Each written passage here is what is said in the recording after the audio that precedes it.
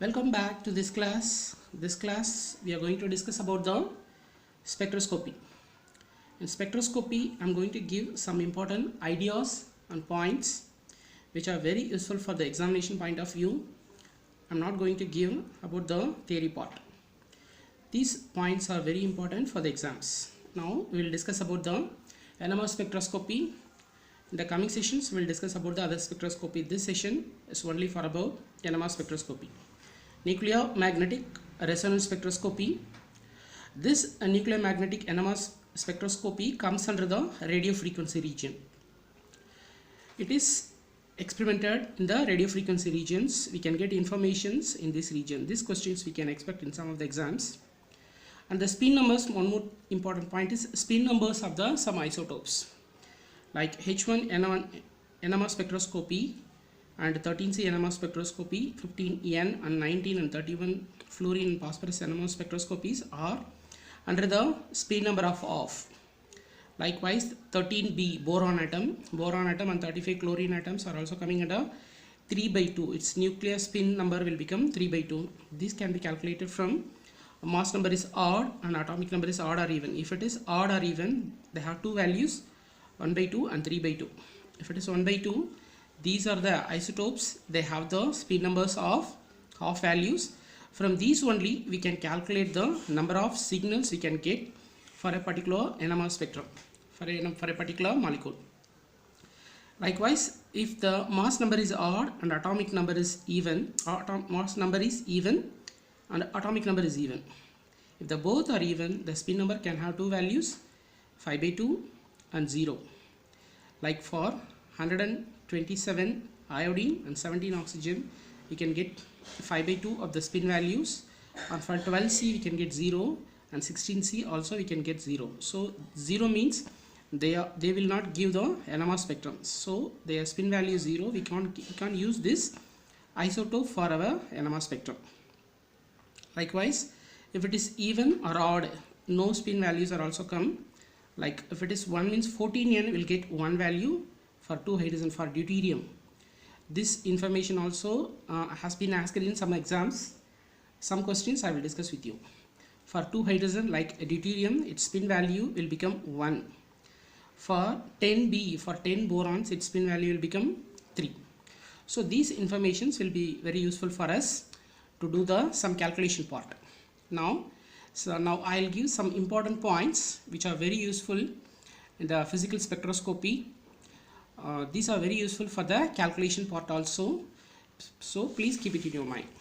So like the frequency mu is equal to, we can calculate the frequency by using this formula. Frequency is equal to mu is equal to gamma h0 2 pi. So this gamma means gyromagnetic ratio. In some exams they will ask you to calculate the gyromagnetic ratio by using this formula. They will give the h0 is the applied magnetic field they will ask you to calculate the gyromagnetic ratio by using this formula. Mu is equal to gamma h0 by 2 pi. From this you can calculate the either mu or gyromagnetic ratios. On the other way, gyromagnetic ratio will become 2 pi. Mu is the reduced mass by hi. I is the spin number of the particular nuclei. I is the spin number, 2 pi, mu is the reduced mass, h is the Planck's constant, I is the spin number. On the other way, h mu is equal to delta E. That's the difference between the energy levels. 2 mu h0, if you substitute this, we can get mu is equal to 2 mu h0 by h. From these equations, we can expect some calculations. So these formulas are very useful for us to do the calculations in the examinations. In physical spectroscopy, they can ask you some calculations based on these formulas. Now I'll go to the next one. The precessional angular velocity. This is the angular velocity omega naught is equal to gamma h naught, and since gamma h naught is equal to 2 pi mu, omega naught is equal to 2 pi mu. So this formula is also very important, so keep it in your mind. So one more thing from the examination point of view, so electrical quadrupolar moment. What is a quadrupolar molecules? A molecule which has a spin value more than or equal to 1. The spin value is more than or equal to 1 have a non-spherical charge distributions. If you consider a spin number of a particular molecule, particular isotopes, if the spin value is greater than 1, they have the non-spherical charge distributions. Those are called the quadrupolar moment, quadrupolar molecules. So chemical shift values, this is one important formula. From this we can do some calculations. Chemical shift values, delta is equal to chemical shift in the H2 in hertz, chemical shift in hertz into 10 power 6 divided by the oscillator frequency or the spectrometer frequency, oscillator frequency in hertz. From this we can calculate the delta naught value. So I am telling one more time. Chemical shift values, delta is equal to chemical shift in hertz from the particular spectrum measurement, instrument measurement, we can get this value into 10 power 6 divided by oscillator frequency in hertz. This is the tau value. This is one more way of representing the chemical shift values. This is tau value will become delta minus the 10. Delta minus 10 will give you the tau value. In some examinations they will also give the chemical shift values on the basis of tau. So we have to keep it in our mind. Tau is equal to delta minus 10. So now we'll see some questions based on this. A proton of compound exhibit a NMR signal at delta 2.5. What will be the value of chemical shift of these protons in hertz? Here we have to keep it out this. Keep it in our mind, this chemical shift value. They have asked about the chemical shift values in hertz if the spectrum is recorded on 600 megahertz spectrometer. This is a spectrometer frequency. They have asked about the chemical shift in that particular spectrum. That signal, the value they have given here is 2.5. So delta is equal to, this is the formula, delta is equal to chemical shift in hertz divided by the oscillator frequency in hertz into 10 power 6.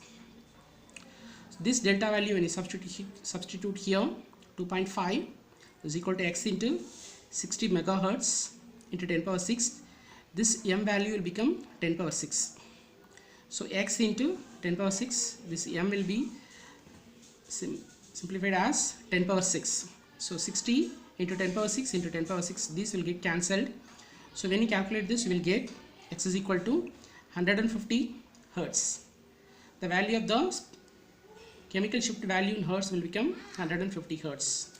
So this, like this, we can do calculations based on these formulas.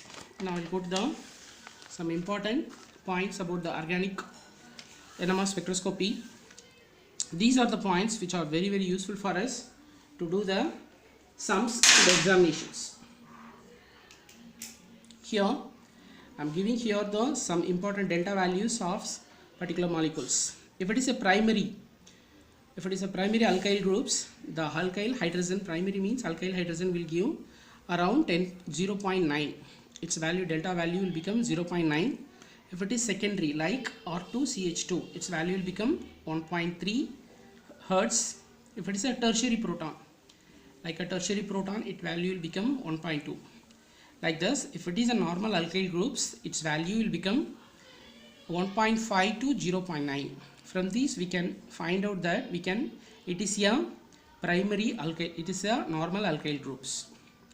Like a vinylic protons, like C double bond CH, this proton, like a vinylic protons, its value will become 4.6 to 5.9. This is an indication of a vinylic proton, like a double bond is next to that hydrogen. If it is aromatic also we can get a double bond next to that hydrogen. So its value will become, because of the aromatic charge current, its value will become from 6 to 8.5. For esters, like a O group next to the electron withdrawing groups, highly electronegative group, when a hydrogen is next to the highly electronegative groups in esters, its value will become 3.3 to 4. If it is more than 3, we can keep it in our mind this hydrogen is next to some electronegative group. Here, like in esters, this is ethers, this is in esters. In esters is also oxygen is next to that hydrogen. if it like a CH3, if a CH3 group is there, this hydrogen is next to the electronegative group. Its value will become 2 to 2.2. Like an aldehyde, in aldehydes, this is next to the electron withdrawing groups, C double bond O group will come. This is the most highest delta value points. That means it is in the d-shielded region. If the values were becoming very higher and higher, the proton will become highly d-shielded. If the value is very lower and lower, the proton will be in the shielded zone. So if it is an aldehydes, its value will become 9 to 10. For a carboxylic acids, its value will become 10.5 to 12. So these are the some of the important points we have to keep it in our mind before the examinations. Now I have given the relative intensities of the relative intensity of some of the protons. If it is 0, next hydrogen, if you are for a single hydrogen, the next group is splitting the particular proton. If it is 0 means it will become singlet. If a next group is 1 hydrogen is there, it will give you a singlet like 1:1. If it is 2 hydrogens are there, it will give you a triplet. The intensity value will become 1:3:1. If it is 3 hydrogens are there, it will become a quartet 1:3:3:1, and this is called the pyramid. From this we can calculate the intensity ratios. If it is 4 hydrogens, it is a pentant or a quintet.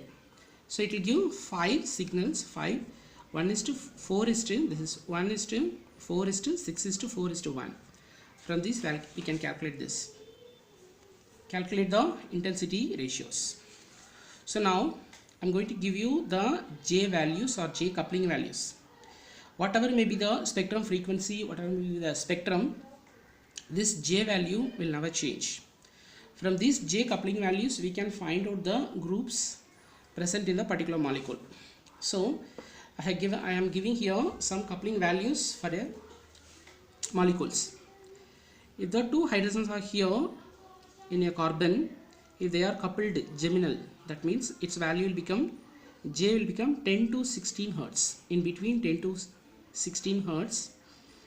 If it is a double bond and these two groups are different, if it is a double bond and the hydrogens attached to these carbons are coupling, when they are coupling, its value will become 0 to 3. This is also a geminal coupling.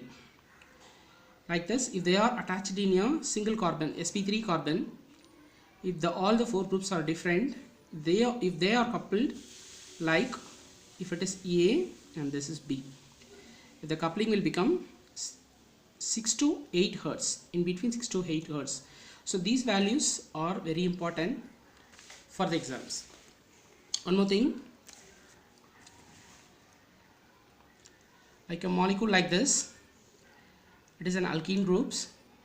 There are 3 hydrogens are here. This is a X group, maybe a halogen groups. Here A, B and C are here. Here in this value, this A hydrogen and this B hydrogens are in the cis positions. If there is a coupling between these hydrogens, its value will become AB, it will become 6 to 7 hertz. That means they are little bit lower. On the other way, if the other trans hydrogens, this C hydrogen and the B hydrogen, they are trans to each other. When you find the J values, coupling values of these trans hydrogens, they will be more than 12. They are always more than 12. From this spectrum, if you find the J values are less than 10, you can find out that it is here, these hydrogens are in cis position, cis coupling.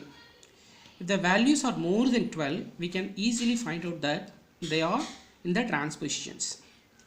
Likewise, a geminal coupling is also there. HA and HC, if it is geminal, their value become 0 to 3 hertz. So from these J values, we can find out the position of hydrogen in a particular spectrum, particular molecules. So what are the applications of NMR spectroscopy? Here I have given some applications which are very useful for the exams. Identification of the structural isomer. We can find out the structural isomer. Detection of aromaticity. As I have told already, detection of aromaticity. If it is an aromaticity, its value will become, the hydrogen value will become 6 to 8. In between 6 to 8, it value, the hydrogen hertz, it will be in 6 to 8 values. It is in the highly de-shielded portion. Detection of hydrogen bonding. Hydrogen bonding also we can find out easily from the spectrum. Detection between cis and trans, as I have told you already. Detection between the cis and trans isomers we can find out easily. Detection of partial double bond in these molecules. For example, a molecule I have given here, if it is an amide molecule, this is an amide molecule. Here, if there is a single bond between the carbon and nitrogen, these two are same. This methyl group and the methyl groups, these methyl groups are same. They will give a single peak. They are same in the chemically same and magnetically same. But if there is a bond, partial double bond between carbon and nitrogen like this, after the resonance, if these CH3 groups and these CH3 groups are entirely different, so these will give you, they are magnetically different. Chemically may be same, but magnetically they are different. So they will give you different signals in the NMR spectrums. So there we can get 3 signals for this molecule in NMR spectroscopy. For this hydrogen we can get around 8 to 8.06. For this hydrogen we can get from 2.95. For this hydrogen we can get around 2.80. So for a amide molecule like this we can get 3 signals, but if there is no double bond you can get only 2 signals because these two are magnetically equivalent. So these kind of informations we can get from NMR spectroscopy if there is a partial double bond, and for some qualitative purpose also we can use NMR spectroscopy. So now we'll see some important sums for the examination point of view. So look at this point, look at this sum. Molecular formula of C5H10O with delta naught value, delta value is equal to 0.95 for 6 hydrogen doublet. They have given us doublet. These are the informations given in the questions. Molecular formula they have given here, C5H10O, delta naught value will become 0.95 for 6 hydrogens. When you calculate, you can also calculate the double bond equivalent. I hope you know how to calculate the double bond equivalent. This we have to multiply by 2. This carbon we have to multiply by 2. 2 into carbon minus this hydrogens, this hydrogen, number of hydrogens, hydrogen number will become 10. This oxygen we should not take in our count. So if it is 2, number of carbon here is 5. So when you calculate this, 10 minus 10 will become 0. So this double bond equivalent will become 0. So here there is no double bond. So we should not take this oxygen into our count. So delta naught will become 0.95 for 6 hydrogen doublet. Delta naught will become 2.010 for a 3 hydrogen singlet. Delta naught 2.43 1 hydrogen. It is a multiplet, like a multiplet. So there are 3 signals are coming. One is a doublet for 6 hydrogens and 3 hydrogen for a singlet.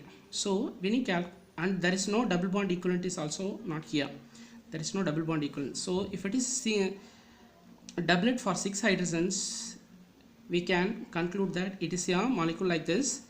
This hydrogen will split these CH3 molecules in a geminal positions, giving a doublet.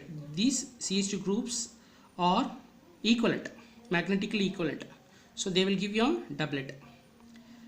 So this 0.9 values will become for CH3 twice, CH groups, and a value for 2.10, 3 hydrogen singlet, it will be like, because it is a 3 hydrogen singlet, its value will become 0.CH3 groups. It is in the electronegative group. This hydrogen is next to the electronegative groups, so its value is more than 2. And one more thing is there, because since it is attached to the CH groups, it is also electron releasing groups, so its value is slightly reduced than the normal value. So normally OCH3 groups will give value more than 3, but here because this group is bulky group, it is giving the electrons, so it is slightly reduced. But generally the OCH3 groups will give value more than 3. but here the value of this OCH3 groups will become 2.10 value. And for a multiplet like this hydrogen, these 3 methyl groups will split this, so they will give you a multiplets. So this, from these questions we can easily solve the informations given here. I'll go to the next question. This is one more question. They are given the molecular formula. The molecular formula they have given, the compound as C6H10O2 shows a significant IR band about 100,770 per centimeter and 3 NMR signals. And 3 NMR signals are here. They have given the tau values 5.8, 7.5 and 9.0. It is giving 3 NMR signals, and the molecular formula is C6H10O2. For this also, when you calculate this, the C become, when you calculate the double bond equivalent. When you calculate the double bond equivalent, I told you already, multiply this carbon by 2. 2 into 6 minus this 10 will become 2 minus 6 will get your 2 value. So there are 2 double bonds or 1 ring will be there. If it is 2 means we can become 2 derivations. One is 2 double bonds. It will give 2 double bonds, or 1 ring with 1 double bond, or it will give 2 double bonds. There are 3 possibilities are based on this. Since the molecular formula is like this, so we will get a 1 single ring will be there, and they have given the 3 signals are here, and the relative intensity ratios are 1:1:3. So from this we can find out that. And one more thing, this value 1770 per centimeter, it shows that it is the IR value for a CO groups, and at the same time it will give the more than 1760 means it is a cyclic lactone. It gives the information that IR band at 1770 is a cyclic lactone. A molecule will be like this, and 3 kinds of protons with the intensity ratio 1:3, a total value of 10 protons. Here you can calculate this, it will give a 10 protons. Its value will become CH2, CH3 twice 10 proton. Hence we can arrive at this. From the options we can arrive